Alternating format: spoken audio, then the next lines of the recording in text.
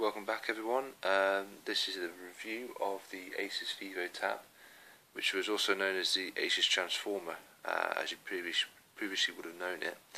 We're just going to have a look at the detail today of Windows 8 RT. Windows 8 RT is obviously brand new onto the market, and we get to have a sort of first hands-on look at play with this, and also the functionality of the base docking station for a tablet. Now this is obviously not a Windows 8 tablet, so you don't have the magnetic clip that attaches to the bottom of this. It's a slightly different, so we'll have a look at that in 2 seconds.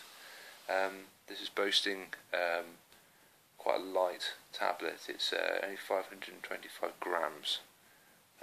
All the specs can be found below, along with the link to company that can supply this. They're known as Stella.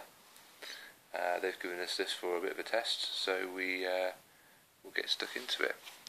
So firstly, let's just see how this thing goes together. So basically we're told that there's 2 arrows, and there's a little arrow at the bottom of here, arrow just there. So basically what you do, you line up the arrows, should click it onto place. As you can see, I've already got it switched on. Now I've had this for about a week, and basically the tablet itself is reasonable. I've used it both as a tablet and as a notepad, and as far as notepads goes, it's fairly good. So to show you the functionality, I'm actually going to disconnect it, and to do that there is a let's put it this way a little bit. There is a docking clip just here. So you just pull that down and lift it off. It's fairly simple, fairly elegant. This can be bought with or as separate. You have all the functionality of a normal notepad with it, so you can do pretty much everything a normal computer can do, but with the ability of Windows 8. So we're going to leave that to one side, and we'll have a look at the actual tablet and functionality of that today.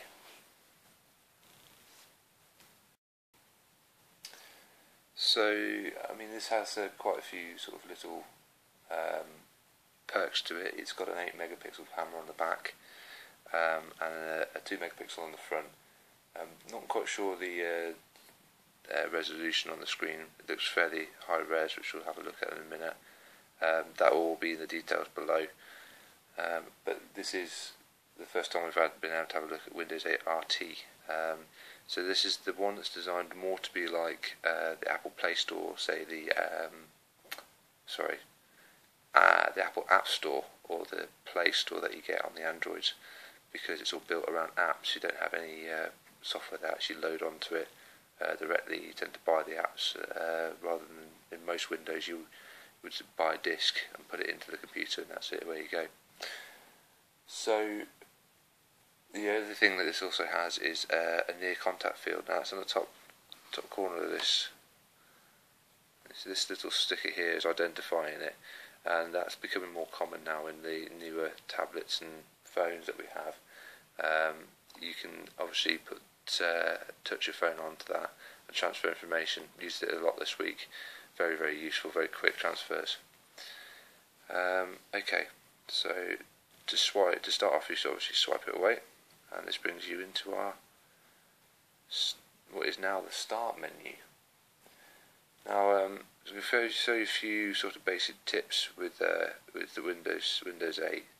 It's very fluent, not like sort of any app marketplace type or app design that you've had on, say, Androids or iPhones previously, but it is very fluid. So you have the ability to sort of group your apps. So if you pinch it, you can group your apps down here. Sorry, the camera's going a bit blurry, but basically you can pull these down and move them around.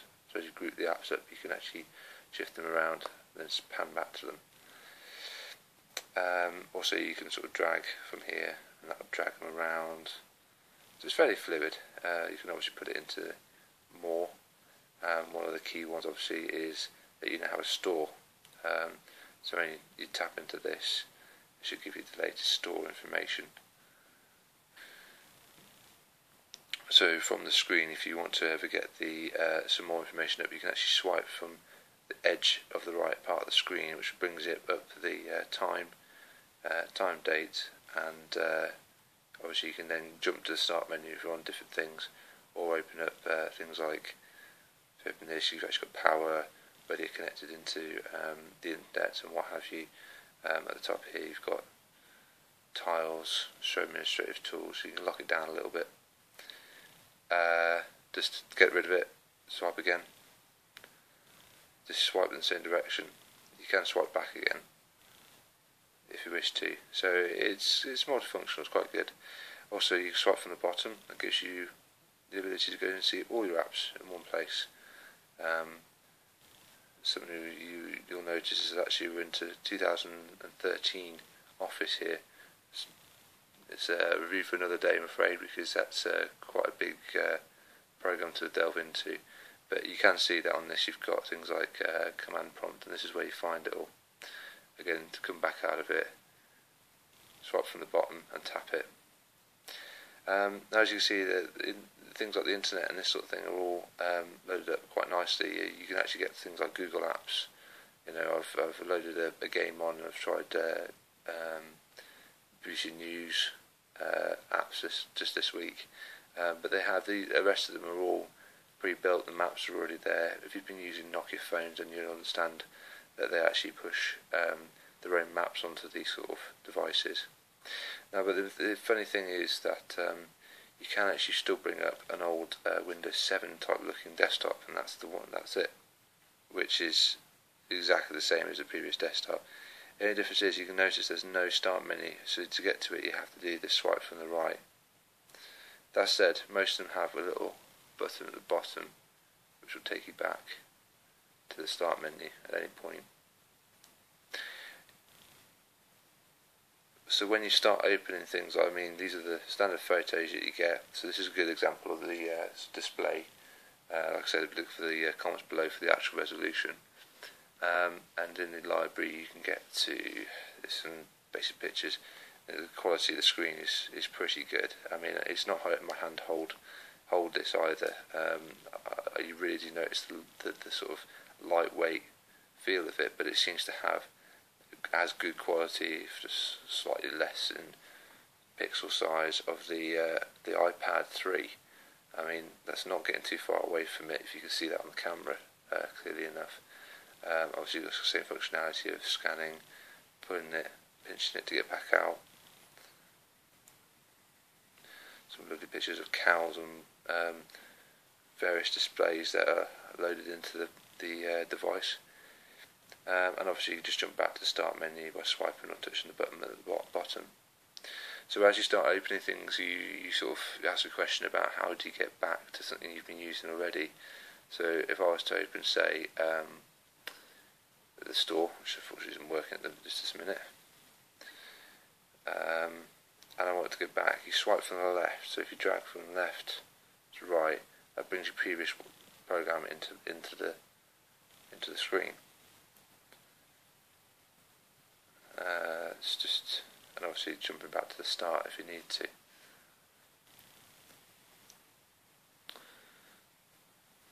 Unfortunately on the calendar. Now as you open things, if you drag from the outside and push back against the top, about the side, you then see all your applications as you've done before. So then you can flick between it. So we can go back to the desktop there, or I can go back into my photos. You can do a similar thing that you do with Windows 7, where you split the screens off. You usually push against one edge of the screen, and that will make the window half the screen. Now what they've done here is they've actually allowed you to drag out the previous screen that you've been using, push it into a separate box, so that you can then work on two things at once. You obviously flip between them, and you can actually drag and throw things into the other boxes if you wish to, and then make it bigger, still same functionality on it. It's kind of a holding screen, this, so you can just drag back and start using it on this side. So quite useful, and then to get rid of it you just drag it out of the way. The one thing is also a big change to Windows 8 is this. If you see this is this new task manager, and what you can do is actually go back to app history quite nicely. It tells you what's been running and all the rest of it, similar to sort of app killers that you would find in iPhones or say Galaxy S3s and things like that. You could also delete the usage history and things like that. Performance hasn't changed much, it's just got a bit more graphical as the processes, but the processes themselves actually are just as good. And it looks like they've managed to ramp up the memory allocation in Windows 8, because this is a lot slicker. It's definitely a sort of better move. So battery time on this tablet is about 9 hours, and you can expect to get that. I've been using it for around a couple of hours. I've still got 10% remaining on this, and I started with about 20%, and the length of time it's been taking me to do this video, I've not really had to plug the charger in. The charger's point is actually at the bottom, just here, which can be a little bit awkward if you're trying to sit this down on a desk and maybe use a keyboard and mouse as well. There's an adapter to, you may see in the unboxing video, an adapter to plug in to the bottom here, a USB adapter, and that will allow you to connect up things like a mouse, or even your phone or something like that. The only thing really that you would actually do with this is actually use Bluetooth keyboards and mice in that sort of event. So I mean, we compare everything to Apple. So Apple is, in fairness, there's a lot of things that look like it's been. Again, Apple would complain that they've taken things from it, but in fairness, there's a few good little features that have come. If any of you use Xbox or say Windows phones, you'll know that things like the video, music, and games. I mean, games, it has the Xbox controller on there, so that tells you a little bit about where you're about to go. Games obviously can link into your games on the Xbox. And something that's really quite cool is the Xbox Smart Glass. If we ever get a chance to do it, we'll do a full-blown review on that. At the moment, I have to say the functionality is there, but it's still a little bit buggy. For example, watching a film, I've had the film downloaded on the Xbox, and to draw it down onto this, to me, took a bit of doing, but that may be because it was a brand new film. Previous films and videos that I've got on the Xbox did actually work quite well, and certainly the Xbox Smart Glass, you can control the Xbox from the tablet, and sort of take and go your films, your music, whatever you want to do. You'll see that these, if you've got an Xbox, you'll notice that these kind of apps have now appeared in the Xbox. A very brief look, you'll also notice there's a remote desktop app here as well. I downloaded this one, but it has it inside the accessories. So if you start to use this for more advanced stuff, say dealing with servers and this sort of thing, the application in the real world is fairly good. It will actually allow you to connect up to whatever you need to, and because it's Windows, it's compatible with pretty much everything. The only thing with the tablets, they're all starting to get to the point where they're designed for social media and using things like multimedia centers, searching and looking for things like, there's things like the sport app and things like that. However, it does do quite a good job of, and probably a better job than I would say than any other tablet, with things like connecting into say clouds and Citrix clients in a business environment. You'll find that this is reasonable. The only thing, as I was saying, about entertainment is that you do get these becoming personalised, and you cannot join it to a domain, or you cannot join it to a work group as such. So this is somebody's, and I can't then log on with a different user. I can sort of start changing accounts and doing things like that with the Vivo tab. That's the sort of standard user there.